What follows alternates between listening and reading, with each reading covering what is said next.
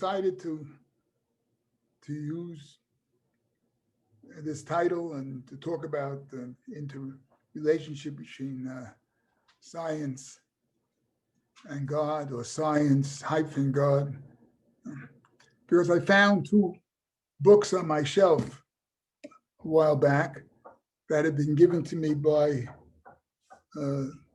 two sets of my grandchildren. One that dealt with in the beginning, Bereshis Bara, biblical creation and science, and another one that was entitled Science and Torah, or something like that, which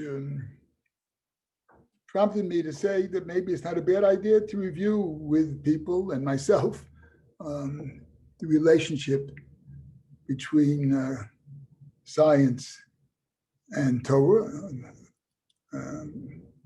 and to recall some of the past history of where this world thinking was years ago and where it is today.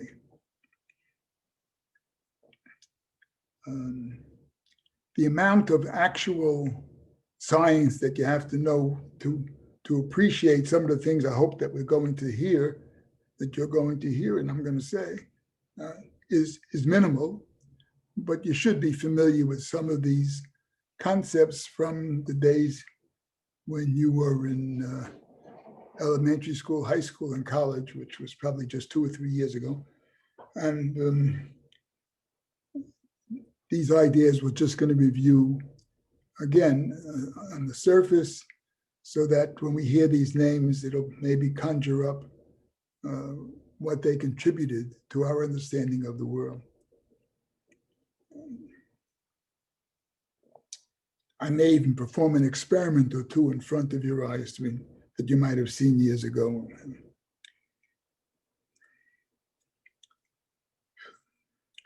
In the 12th century, the Rambam wrote in Moreh Nevuchim, in the Guide to the Perplexed, that if you want to find Kadosh Baruch Hu, the first place to look is in nature. He wrote then in roughly the year 1190, so it's a little over 1,000 years ago. He said, study the science of nature, which in Hebrew was Mada Teva. If you want to comprehend the science of God, which is Mada Elokut, science has indeed discovered God, and it did so as it unraveled the secrets of nature. We have lived through a period over the last 60 years, 65 years, that caused a revolution in the thinking of scientists all over the world, many of whom scoffed at the idea that there was a Kadosh Baruch Hu that created the world. But many of them, if not most of them, have come on board recognizing that there was clearly a first creation. They're just not ready to admit, many of them, that there's a Borei Olam, that the person who caused, or the thing that caused that first creation is in fact the boss and is involved in the activities of humankind as well as everything else on this world.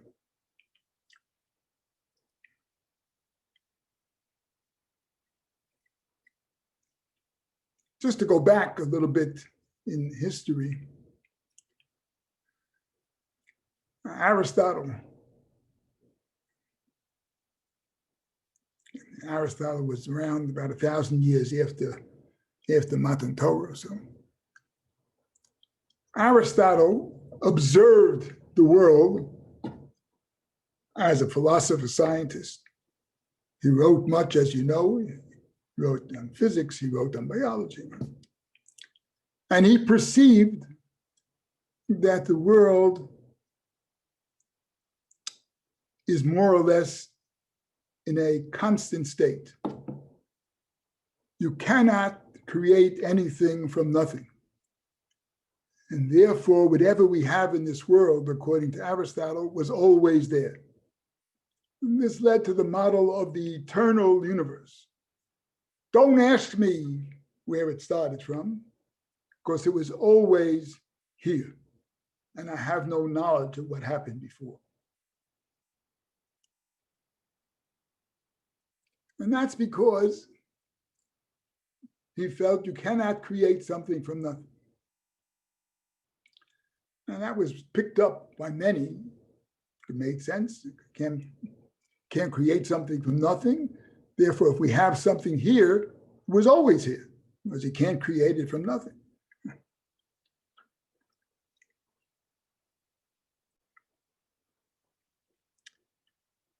We now know that's not the case.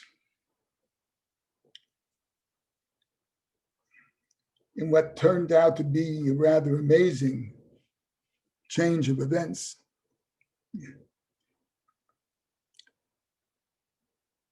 the world was discovered to be an expanding universe in a state of flux. It wasn't fixed, constant. Even people like Einstein thought it was. When he discovered that there were fluctuations in the universe, and the universe looked like it was expanding outward, he thought that was an error. He didn't know what his mistake was, but he created a fudge factor so that he could say that it's not, that it's steady, right? And didn't realize that if he had followed what he saw, namely that the world is expanding and is moving and what have you, to its logical conclusion and worked his way back, he would have come up with the idea that there was a first cause, known on television shows as the Big Bang, I think, right? There's a show called The Big Bang. Right? That's the initial, the Big Bang. That's where it started. That's been traced back, and hardly any person in the science field who has ever heard anything about science would differ with the concept that there was a first cause, that there was a Big Bang.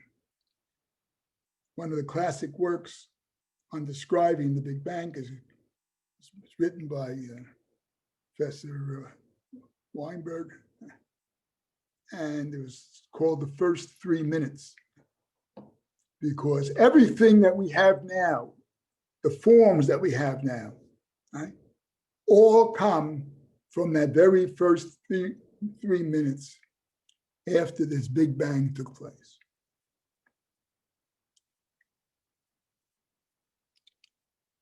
But most people are not ready to admit that the Big Bang had a creator, that the Big Bang didn't come by itself.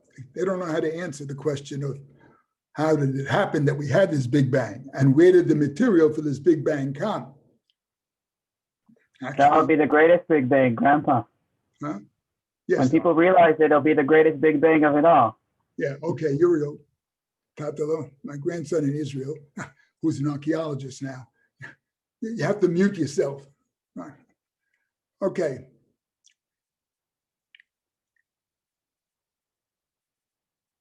The concept of the first Big Bang, right,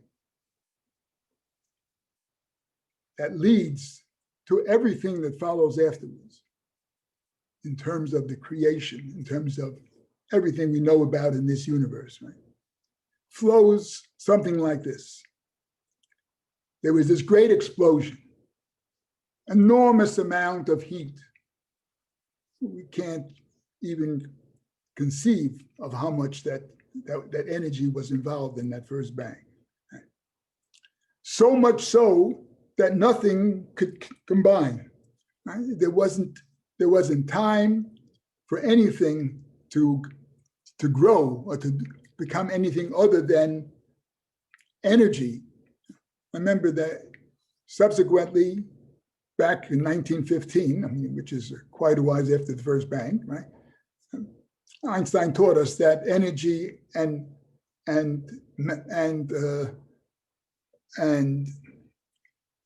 matter material things and energy, which in the form of heat or waves or what have you, are really the same thing in two different forms. That's the famous equation E equals mc squared. Energy is mass times the square of the speed of velocity, which for a long period of time, mothers and fathers would hang in their child's crib so that the child could see this E equals mc squared right next to the Kapitel Tillim from the Lubavitcher Rebbe that hung next to it, right? So that the child maybe would grow up to be an Einstein. At any rate, at the beginning, the energy was unbelievable. And it took time for it to cool down to a point where things could stick together, right, and form eventually particles that are inside the atom and molecules and what have you.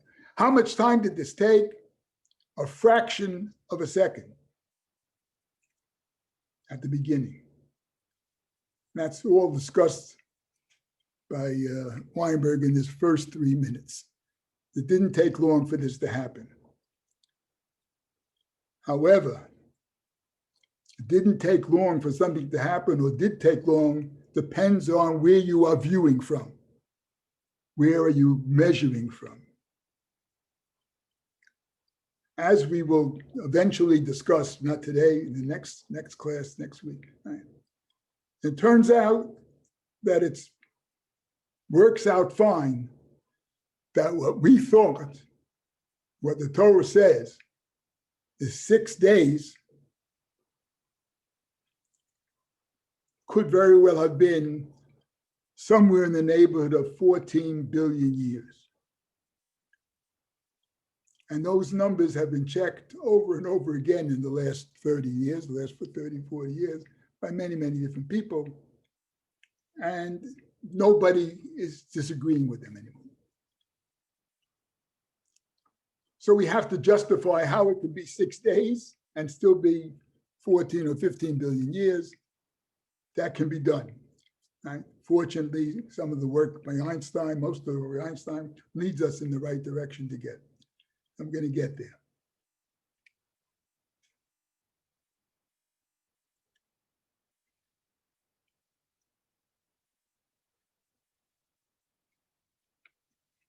The proof that sealed this concept of the Big Bang was when scientists actually discovered out there in the skies a remnant of that first Big Bang.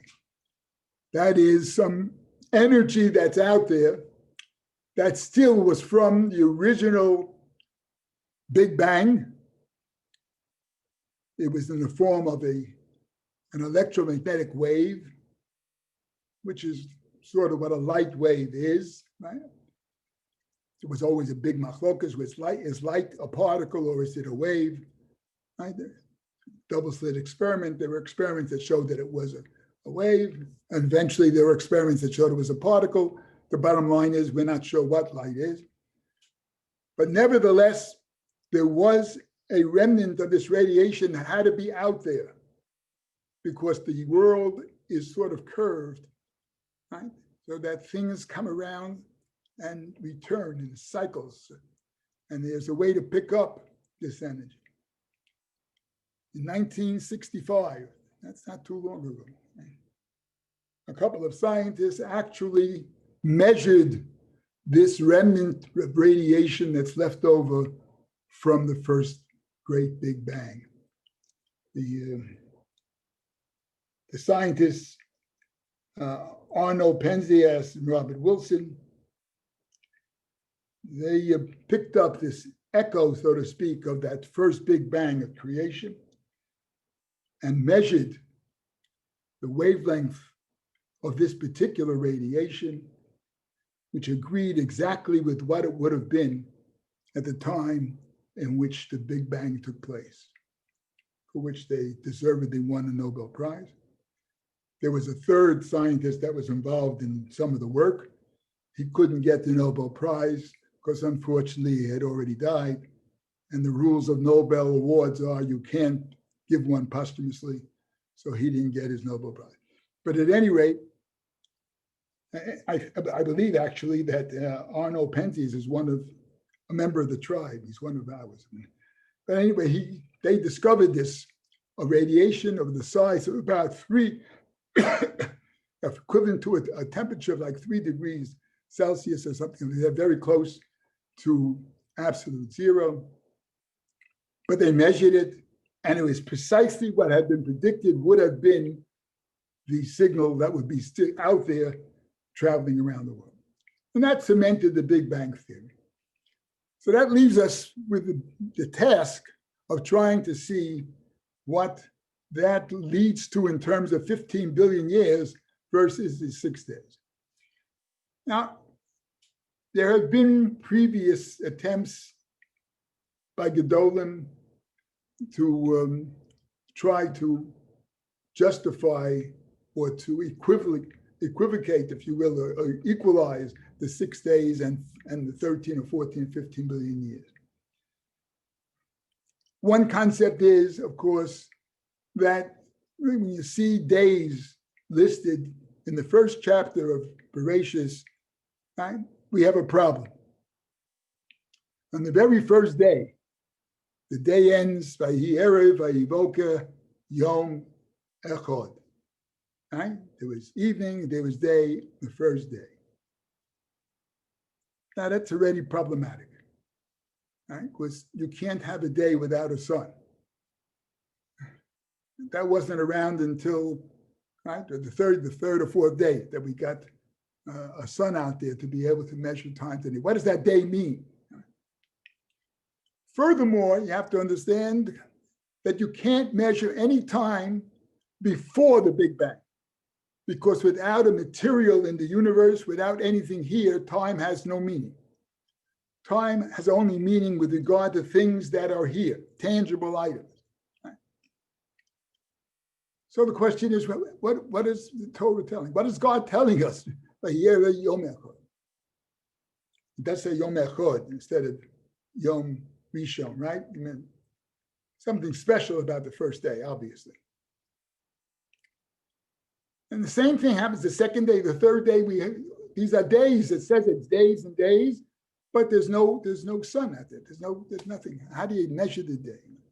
So there were Gedolim that said that you can't take the word day literally, right?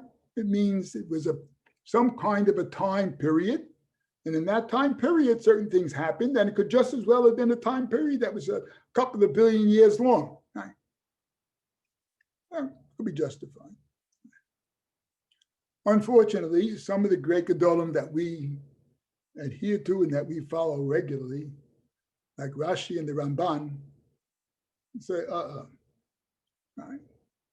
The 24-hour period day is what it means when it says a day. It's based upon, as you know, it's the Gemara in Chagiga.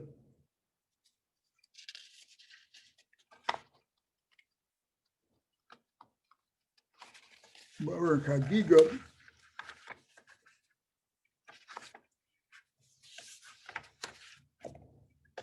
See, my wife told me to put things in. Here it is. Right? The Gemara in Chagiga is on Daf Yud Beis Amud Aleph, 12th page. Right? And the Gemara goes on, starting with Daf Yud Aleph from the Beis, goes on for about 4 or 5 blocks, just talking about what went on during the 6 days of creation, comparing it to other things like Maisa Makova and the thing. Let me just quote for you, and I'll read the English as well. The Omer of Yehuda Omer Rav. Rabbi Yehuda Omer Rav said in the name of Rav, Asora Devarim Nivru Biyom Rishon. 10 things were created in the first day. We only hear the word created. You won't even hear the word created. We only hear the start of something with regard to light. Kadosh Baruch Hu said, Yehiorah, let there be light, right? That's what we hear. But Chazal say 10 things were created on the first day. What were these things? Shemayim v'oretz. The very first pasuk in the Torah, right, is problematic. Right? Bereshis bara Elokim es hashemayim v'es haaretz. Why is that written that way? Why? First of all, why are they written together at the same time? And who opens that way? I mean, I can understand. We open up the second one, right? Kadosh Baruch Hu said the Hiyor or something like that. But doesn't. It says there's a whole bunch of things in there. What is that first pasuk telling us? We don't see Shemayim and Oretz coming into play for another couple of days yet. Obviously, there's something we're missing. Chazal say, no, they were created. They just weren't put in their final form. Right? They were there, right? They just didn't. Another way of looking at that, they were there in their some kind of a form, whatever it was, right? But the laws of nature had not yet taken the effect to make them into solids or what have you, whatever it has to be. Right? The eretz has to be in solid form and the liquid form. That hadn't taken place. That takes place later. And then another strange creation, right? Tohu vavohu. Now, Shemayim and Oretz are two things. Tohu vavohu are also two things. What those two things are, well, it's open to interpretation of what Tohu and Vohu mean. But nevertheless, right now it's not something we have to worry about. So that's now four things. Then Or v'choshech, light and darkness. Hard to understand why darkness is considered a creation. Darkness is simply the absence of light. You don't have light, you have darkness. It's not something that's considered malicious, even though Chazal say that in the plague of Koshech in Mitzrayim, it was supposedly palpable, the darkness. Right? Anyway, that's six things. Then Ruach Umayim, breath and water. Ruach, breath and water. Right? So that's 8. And then Midas Yom, Umidas Laila, the length of a day and the length of a night.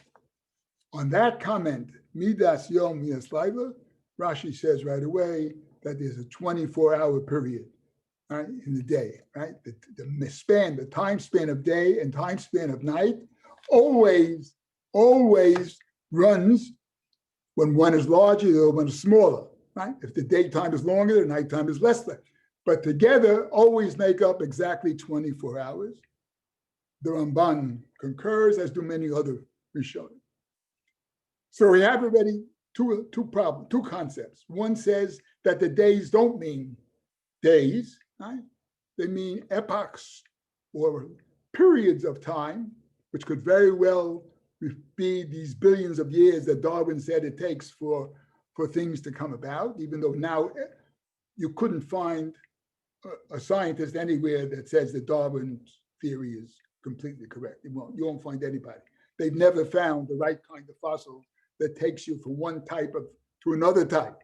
Within a single type, you can have changes over periods of millions of years. But to make that leap from one to another, one fossil to another fossil, you don't find that anywhere. They haven't found any fossils yet that do that.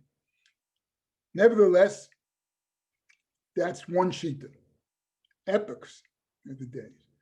And the other shita is that it's 24 hours means a day, true 24-hour day. And there are others that say the first couple of days are epochs, are periods. The last couple of days, once the sun is up, we'll agree with you, is 24 hours, whatever. There is a book that was written by Dr. Nathan Achiezer called Biblical Creation and Science. I'm going to teach some of the things from in here. But his shita is to follow that the days are epochs. And I understand I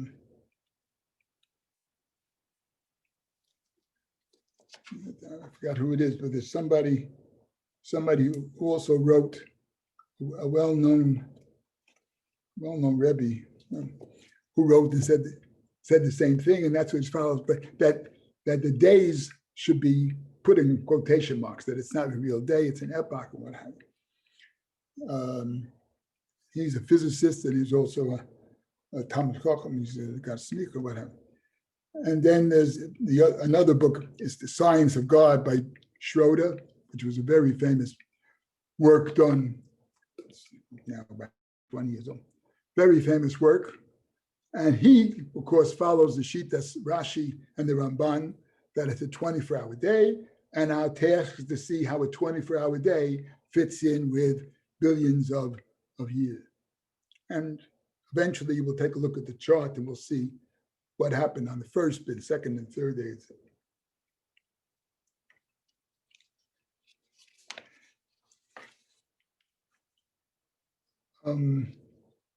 I just wanted to recall for you some of the things that you certainly heard during your periods of formal education, which I think are of particular interest. Again, science and religion were at odds. They were opposite camps for many, many years, hundreds of years. It was believed by many that the earth was at the center of the universe, and the sun and everything else went around the earth. And remember, you can search in the Chumash, in those 31 sentences of creation, or 32 sentences, whatever is the beginning, you will nowhere find that Kadosh Baruch Hu said, I created the earth to be at the center of the universe. You won't find it. But I guess out of just simple logic, people felt that since this is where the people are and this is where the action is taking place, Kadosh Baruch Hu must have put us at the center. Now, truthfully, if you look at the sun and follow the sun, it looks like the sun's coming around us, but by the same token, if you were standing on the sun and you didn't get burnt alive, you would see the earth going around the sun. I mean, either one. Now, it so happens there were ways of telling, and eventually it got shown, no, that the earth is not at the center and the sun goes around. And Copernicus, voiced the concept that the sun is at the center of the universe and everything else going around. He could have had his head probably chopped off, right? Because organized religion, the church, right, did not tolerate that. They had this picture that the earth is at the center, but he was friendly with the Pope, so they just put him to prison for a long time, but he didn't get chopped. Eventually, Kepler did a lot of studying of these, and I always told my students when we studied gravity in any part of the physics course or what have you, can you imagine, what it took for Kepler and his students to sit there and to chart how the planets move around the sun and plot it and figure out that it's an ellipse and it's not in the form of a circle, they're elliptical paths. I mean, it's just mind-boggling how much effort had to go in. And I understand that I think we read somewhere that Kepler was himself a religious person. And he had no problem with saying that everything goes around the sun and not the earth. And he still was a Maimon, whatever God he believed in. But the church had a problem because they had said that it should be at the center. I'm going to say this, but I don't put complete stock in it. But I heard from a Gadol, one of our great Talmidei Chachamim, who happens also to be a scientist and who was very close to the Lubavitcher Rebbe, Olav Shalom, Second Tzaddik. They spoke regularly. The Rebbe was a scientist himself. The Rebbe studied, I think it was engineering in Germany. But he said that the Rebbe had trouble accepting the fact that the earth moves around the sun. He still was trying to hang on to the concept that the sun goes around us and the earth is at the center, and it just looks like it's the other way around. That's like Kadosh Baruch Hu testing us. I mean, whatever. But there are people that may still believe that. But all scientific evidence indicates that we are not at the center. And there's no reason for us to think that we're at the center. And that's where the problem came in. The problem came in that organized religions and people naturally felt that we were at the center, because when you look up, it sure looks that way, right? Yeah. There's no reason for us to think. It looks like the sun is going around us. I'd like, yeah, instead of us going around the sun.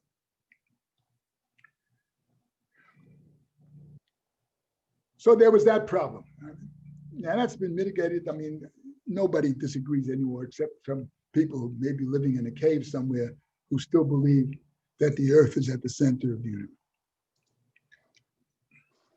But that was a problem. And then subsequently, along came Sir Isaac Newton.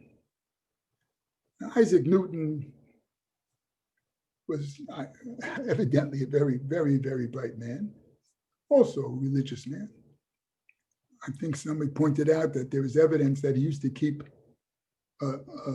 volumes of the Rambam's Moreh Nevuchim on his desk. I don't know if that was a Latin transfer or he had it Hebrew and he knew Hebrew. But anyway, he came along and did some serious work based upon things that Galileo had done on the Leaning Tower of Pisa, dropping apples, whatever. Right? You know, you dropped two balls from the same height.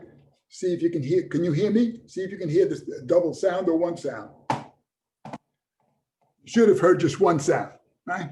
You drop two things from the same height, right? And it doesn't make a difference if they're identical. I took two balls, but you can take a ball and you can take a steel rod. You drop them from the same height. They hit the ground at the same time, all related to the acceleration of gravity and the weight. It turns out that Newton was able to capsulize the laws of physics, of motion, into three statements, very important statements. The first statement is what we call the law of inertia. If you have an object which is at rest, like I'm holding this ball in my hand, right? The object right now is not moving, correct? Then it'll stay that way forever until you have a force, push or a pull, that moves it. My hand is pushing it up, sideways, so it moves. Otherwise, it stays here forever, minding its own business. It's called the law of inertia. Now, what I said, of course, turns out to be nonsense, because the ball is not at rest. It looks like it, but we know better, because we had a good kindergarten teacher and first grade teacher. And we know that the earth is rotating on an axis. So if I were standing at the equator now, just simple numbers, the equator is 25,000 miles around in the circumference. It goes around once a day. So if you divide 25,000 miles by 24 hours, you get something in the neighborhood of 1,000 miles per hour. That's how fast this ball is moving. I have news for you, not just the ball. I'm moving that fast. You're moving that fast. We're all moving that fast. You feel it? I don't feel it. I know if I'm sitting in a car and it goes 2 feet per second, I feel it. I don't feel a thing. But it's true. Furthermore, the earth itself moves around the sun, right? Once every 365 and a quarter days. Right? If you figure that out, turns out that the earth is moving in space at 20 miles a second. 20 miles a second. I used to tell my students that means you could go from one tip of Manhattan, the northern tip, down to Wall Street, right, in a half a second. I think it was a 10-mile distance, you can go half a second. That's how fast 20 miles a second is. You feel it? I don't feel it either. Oh, there are reasons why we don't feel it, but you don't feel it. So motion is very, very funny. things can be moving, you just don't have any idea they're moving, but they are moving. And there are a lot of people that spent a lot of years of their life studying these various different motions. Most of the time, the reason why we can't feel these motions is because it's as if we're moving in a straight line, even though we know it's not. The Earth's circle, the orbit that the Earth travels in, right, is a circle that has a radius of 93 million miles, right? That's the distance between the sun and the Earth. Right? That's a huge circle. Right? If you drew a circle like that, which you can't, and you went out and you looked at a little segment of that circle, that segment would look like it's a straight line. It would not look like it's a curve. And if you move in a straight line at a constant speed, you don't feel it. Therefore, all these motions, right, are as if you were moving in a straight line at a constant speed, and that's why we don't feel it. You only feel when speed changes. That's called accelerations, and that was Newton's second law. Right? An object is at rest if there's no force. If there is an unbalanced force, that force produces a change in speed, better, a change in velocity, right, which is an acceleration. Accelerations we can feel. Change you can feel. You're sitting in the car and the driver hits the brake, right? What happens to you? You go forward, press up against that seatbelt, right? Because you were going forward and now it's trying to stop you, decelerate, that you can feel. And you'll feel that against. Likewise, if a person starts the car suddenly, right? Your back goes back against the seat, because that you can sense, that's an acceleration. But if you're moving at a constant speed, you don't feel it. Therefore, if you're flying in a plane which is going at 500 miles an hour, 550 miles an hour, right, especially if it's going in a straight line, you don't feel a thing. You think you're standing still. Right? You don't feel it. And the third law of Newton is the famous law about action and reaction, that for every force, if I push on the ball, my hand is in contact with the pushing it, actually the ball is also pushing back on my hand at the same time. That is, forces, right, sort of come in pairs. Object A is pushing object B, but at the same time that A is pushing B, B says nothing doing and pushes back on A. Now, why, if that's the case, how come it moves? It moves because the force from A on B may be the only force that B feels. You only respond to forces that are acting on you. The forces that you exert on somebody else has nothing to do with whether you're going to move or not. You only move if there's an excess of force acting on you. So if there's only one force pushing you, you're going to move because that's an excess force. The fact that you're also pushing on something else has nothing to do with your motion. Anyway, that's Newton's laws. They sound simple, they are simple, and they took us a long way. From the time the Newtons put those laws out, the laws of nature, it was terrific for years, right? We got along studying science, measuring things and discovering things and creating things, right? All based upon following the laws of Newtonian mechanics. There's another very important thing that's in Newtonian mechanics, Newtonian physics, and that is it's a law of relativity. Now, that's a dirty word because that means conjures up something very difficult. And in fact, it is, but not Newton's relativity. Newton's relativity is very simple, and you'll all appreciate it. Newton's law of relativity says the following. If I am walking at a speed of 1 mile an hour, which is not fast, and I step on this mover that they have in the airports that takes you from one place to the other, a nice flat thing that runs, it goes at 2 feet per second. Now, I was walking at 1. Now I get on there, I keep on walking at 1 foot per second, but now I'm standing on something that's moving at 2 feet per second. So how fast am I going? 3 feet per second, because I'm going 1 feet per second on an object that's going 2 feet per second. So altogether, I have the speed of that object plus the speed that I am initiating myself. I'm going 3 feet. Right? That's called relative motion. On the other hand, if I was walking against this, what do you call that type of a thing? People mover. If I was walking against it, if the people mover is going this way at 2 feet per second, and I would step on it and go the other direction at 2 feet per second, I would remain standing essentially in the same spot because my velocity, my speed would be 0. I have 2 feet per second this way and 2 feet per second that way. Added together, plus 2 and minus 2 would be 0. And I just stay in the same place. I just be, and that's what happens when you run on the gym. You run on the schmitchik there, what do you call it? The treadmill, right? The treadmill is moving a certain speed, right? If you can keep up with that speed in the opposite direction, you stay in the same place. And they make you tie yourself to the machine in case you don't keep up. You shouldn't slide off.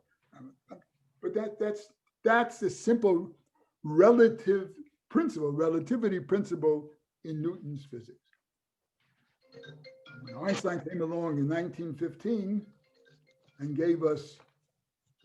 Yes. Hi, Patricia. Something happening there? Yes. Well, Yes. somebody's phone. Okay, thank you. Hi. Thank you. Turn it off. Turn it off. Mute I yourself. guess I'm okay. Mute yourself or throw the How phone are you? away. What? Let us know when you're done. Yeah. When would you like to go? Einstein in Can I 1915 go a little later? discovered his famous report. I guess we can go now. Are you here? Excuse me. I think you can mute yourself, them. Susan, wherever you are. Sorry, let me mute myself. Whoever the moderator Thank is, you. if it's you, you can mute them. You. Let me mute myself. I don't know how to do that. Don't ask me. Okay, Andrew can do it.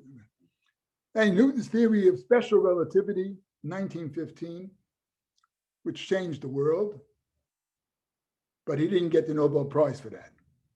Some say he didn't get the Nobel Prize because nobody understood it yet.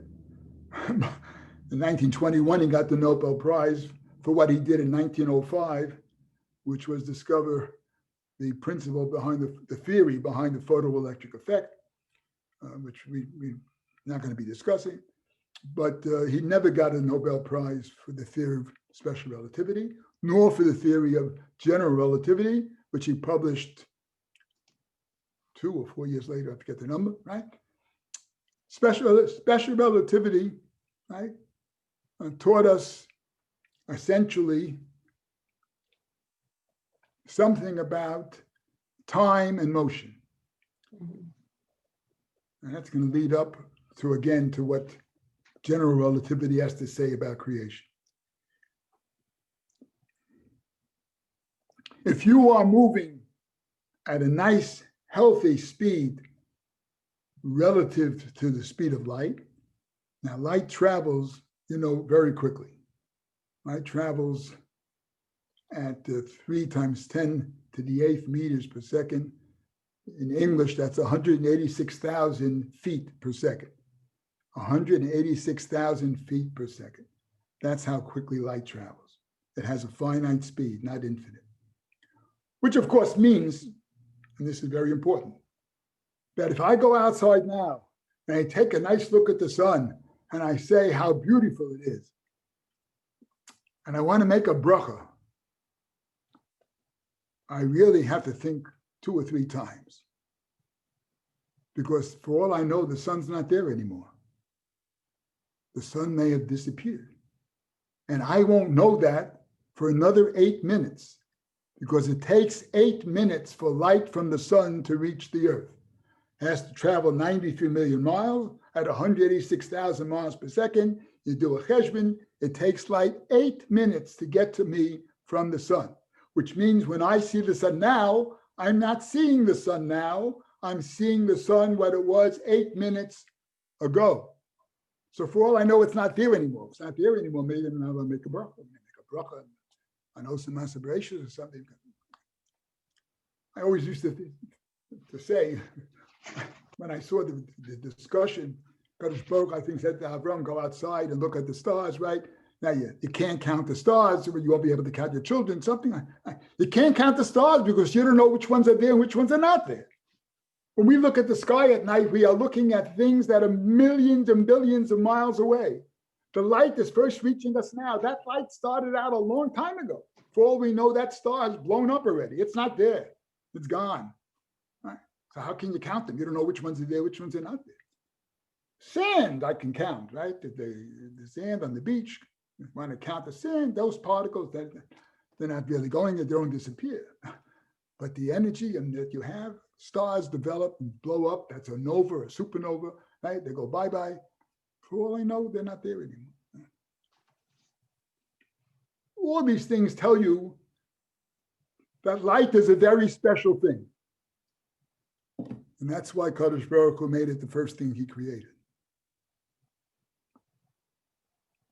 Right?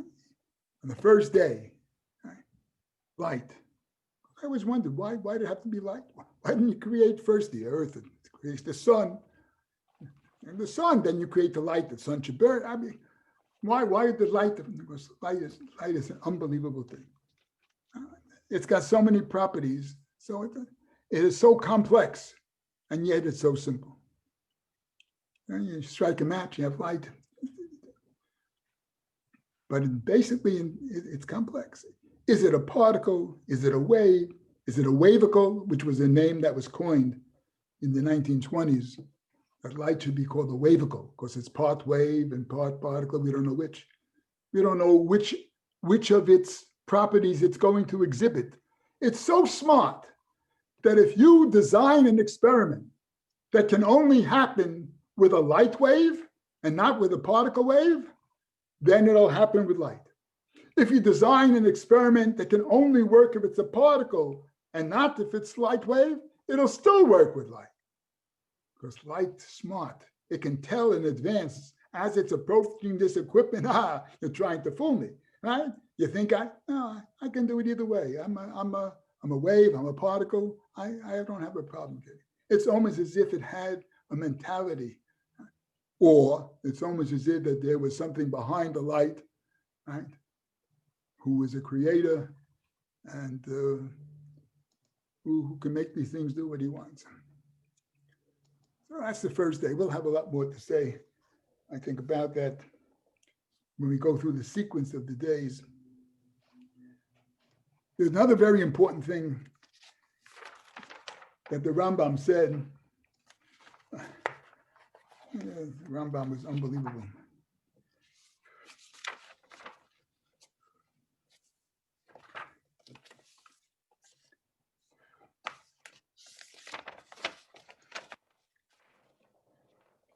Rambam wrote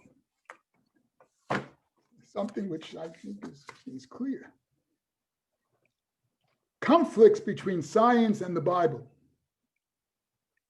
If you have a conflict, now remember the Rambam lived, right, and he died in 1200 something or other. So he lived from 1110 to 1120. If you have a conflict between science and Bible, or between science and Al-Chumash, then is one of three things that are possible.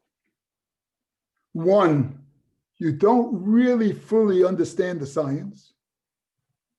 Two, you don't really fully understand the Chumash. Three, you don't fully understand either one of them. There cannot be a conflict between science and the Chumash, because the same Borei Olam who made the world made the laws of the world. That's what was created on that first day. The very first day with that Big Bang created the laws of nature, which then took over. Many of the religions could not conceive of a creator who mixes into the affairs of man. Didn't make sense to them. He created the world. You want to say he created the world? Fine, but then he lets the world work. No, God is no more. God isn't working anymore. That was the famous thing, is God dead? Right? He did his job. He created us. Now he sits on his throne and plays with his computer, word games or whatever. They didn't conceive that the Kadosh Baruch Hu has an interest in how the people on this world develop. Yes, he does let the world go on its own. But every once in a while, he has to tweak. Every once in a while, there has to be a marble. People didn't do it the right way. We got to start over, Noah. Right? And every once in a while, Kadosh Baruch Hu has to step in because things are just not going, which are in the best interest of humanoids and aminoids. I have nothing against animals, but I don't believe in calling a puppy a baby. Hi, baby puppy. What's going on? God mixes in, but not always. When God mixes in, it's got to be something very, very serious, because it can lead to a miracle, change in nature. Right? Otherwise, God sits back and he lets you go ahead. Does he know what's happening? Yeah, he knows what's happening. I'm not taking away Hashgacha. He understands Hashgacha, whatnot. And he has the ability to step in whenever he wants. That's no problem. But very often, he lets us go. So the terms that we see, that Kadosh Baruch Hu had charata, they made a mistake. God doesn't make mistakes, doesn't have charata, but sometimes he comes in and he tweaks, he retunes, and sometimes he sits back and he lets the people go on their own. So there can't be, as I said, the Rambam said, and it's clear, right? The same Kadosh Baruch Hu that created the earth and the heavens created the laws of nature. In fact, it's very, very probable that he created the laws of nature and then let nature take over and do the rest, create the solids and the liquids and the what have you. That is at the beginning, that first Big Bang, what did that do?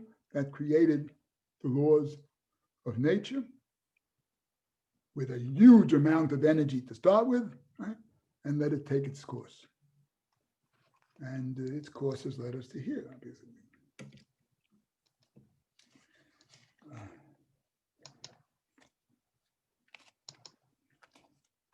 There are many quotes that are mentioned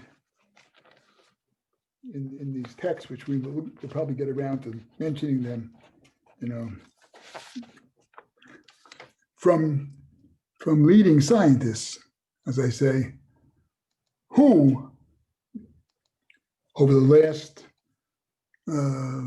60 years or so have had to admit that the evidence suggests that there had to be a Big Bang to start things off, and even go a little bit further, that there had to be a Big Banger. There had to be somebody that made the bang.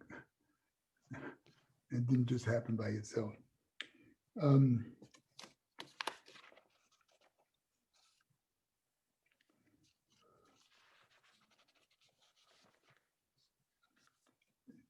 Dr. Schroeder's wife, who wrote this Science of God, his wife, Barbara, was an author, was allowed or was privy to the notes of the private meeting that took place at Princeton University in 1948 between David Ben-Gurion and Albert Einstein. Oh. I think that was the time when they thought they could get Albert Einstein to accept the presidency of the state of Israel before they took Chaim Weizmann, the president of the state of Israel, the man, even though he was not a Maimon or what have you. But he wasn't a Maimon, but he tossed around the name God every once in a while, the famous statement. He was very much opposed to the whole branch of physics that now dominates the world, called quantum mechanics. Quantum mechanics, quantum physics, which developed, again, our people were right in there involved in all these great discoveries. The quantum mechanics is such that it's based a lot on probability. Right? Everything has a probability of happening, so that you have a particle, it can be in a lot of different states at the same time, possible states. And we don't know which one it happens to be in now. And what it's in now could be a combination of all the possible states that it could be in.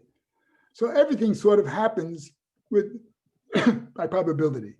And the famous story of Schrodinger's cat. Anyway, based upon this concept of quantum mechanics, that things are basically on probabilities, it turns out that there is a probability that something could be created from nothing. That's one of the possible states of the probability. I can't get involved in too much with discussing it now. Yeah, I know. But that's a possibility. And that's when I think he made his famous comment that he doesn't think that God plays dice with the universe, that it's a game of probability and chance. So, I mean, anyway, they had this conversation, and she reports, their conversation might have turned toward the politics of the young state of Israel. Instead, immediately they focused on what really intrigued them, whether there was evidence for a higher force directing the universe. Both agreed there was such a force, a central power. Yet neither Ben-Gurion nor Einstein had a feeling for formal religion. And that's the situation with many scientists today too, in the population. They know there has to be a beginning, but they're not ready to concede that there was somebody who was there before the beginning, that there was a Kadosh Baruch Hu. Kadosh Baruch Hu was outside the universe, and he can control what's inside. He doesn't have to conserve energy. Only within the universe, you have to conserve energy, you have to conserve mass, whatever. And not Kadosh Baruch Hu. Anyway, we will pick up and go through some of these things a little bit more carefully and specifically. I just wanted to give you a general overview. And Mitzvah Hashem, next week we'll add to this. I had originally scheduled, I think, to give six classes. I am muted. Sorry? I'm sorry. It's feedback. Yeah, I said give 6 classes. I don't know if we'll give 6. I certainly have to give another 1 or 2 just to get through these 6 days a little more formally. And we will have an opportunity to explain a little bit more about the theories of relativity and special relativity on a very, lay level, not with any deep scientific things. I may read some of the things that Einstein said about how he arrived at these great things that he produced. Anyway, thank you for joining us, and I hope that it was something that was educational and you got something out of it. Thank you, Jack. If there are questions, Thank you, Jack.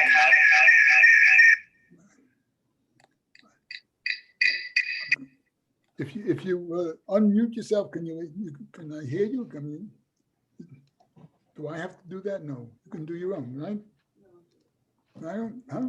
They can do it. Okay, if there are any questions that you have, you unmute yourself and you can ask them. If I can't answer it now, I'll try to answer it next week. Yes. Anything? I have a question. Yes, Satala. When we talk about the ex nihilo between the non-ex nihilo of two things colliding, I'm not picking up what you're saying. Say it again. Slow. do you hear me now? I hear you. Okay. Are you I wearing a know mask? there's Are you wearing a mask? No, I'm not. Okay, let me hear. Go ahead. There's the Rav Soloveitchik talks about the universe creating from nothing, ex nihilo. Yet the Big Bang Theory talks about how there was particles that collided with each other in the beginning. No, When no. The Big Bang thing also says that there was nothing there. They don't know where it came from, but there was a big ball of fire started. They will not offer any insight into what happened a fraction of a second before the Big Bang. All they know is there was a Big Bang, and that they will attest to. Of course, all scientific experiments now indicate that that happened. They can trace back the energy. They can run the camera backwards practically. Incidentally, soon,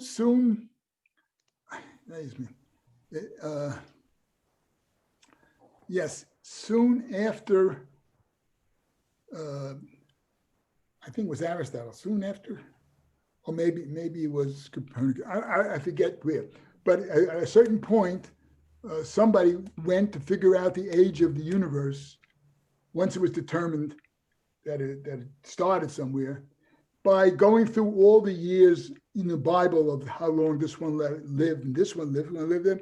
And when you ran out of that, filling it in with kings and queens or what have you in their lifetimes afterwards, and came up with a number.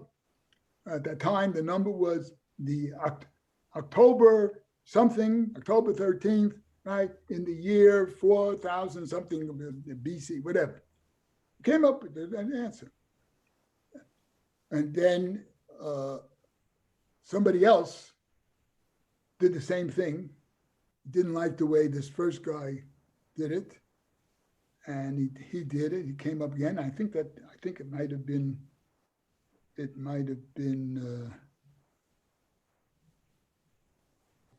the astronomer. Anyway, he did it, and he came up with a date. No, it was not October in the year of those. It was in March. So that was the machlokas. But that's the machlokas that we have in the Gemara. Was the world created in Tishrei, or was the world created in Nisan? That's the machlokas we have. It's accepted machlokas. Some people hold that the world was created in Nisan, but we start counting it from when later on, and vice. But they came up with the same numbers by just going back and seeing how long people lived and what happened. Incidentally, I shouldn't be taking so much time, but one of the reasons why you can see that the concept of day is not the same, in the first 6 days as it is subsequently. In the first day, second day, when they talk about something being created, they don't tell you when it was created. They don't say at 4:30 today, right, this was created, or 5:30. A little bit later on in the Bible, when they talk about children, oh, so-and-so lived 150 years and then he gave birth to this. So all of a sudden, time was measuring events and mentioning what's happening at a certain. Why didn't they do that the first 6 days? They have days where 3 or 4 things were taking place. Why didn't they tell us? Was it the morning it took place, afternoon, at night took place?